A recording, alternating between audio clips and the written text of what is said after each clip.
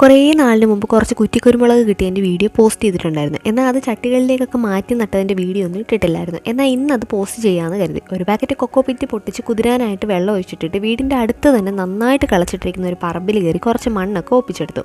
എന്നിട്ട് പറമ്പൊക്കെ നടന്ന് കുറച്ച് ചാണകം ഒപ്പിച്ചെടുത്തു. എന്നിട്ട് മണ്ണും കൊക്കോ പിറ്റും ചാണകപ്പൊടിയും കൂടെ നന്നായിട്ട് അങ്ങോട്ട് മിക്സ് ചെയ്തു. ഒരു ഇത്തിരി വീതം ഓരോ ചട്ടികളിലേക്ക് നിറച്ച് എന്നിട്ട് കവറിലിടുന്ന കുറ്റിക്കുരുമുളകിൻ്റെ മണ്ണൊന്നും ഒലയാതെ പാക്കറ്റ് പൊട്ടിച്ച് ചട്ടിയിലേക്ക് വെച്ച് ബാക്കി മണ്ണോടി ഇട്ട് നിറച്ച് വെള്ളമൊക്കെ കുടിക്കാൻ കൊടുത്ത് അവരെ അങ്ങോട്ട് സെറ്റാക്കി എടുത്തു.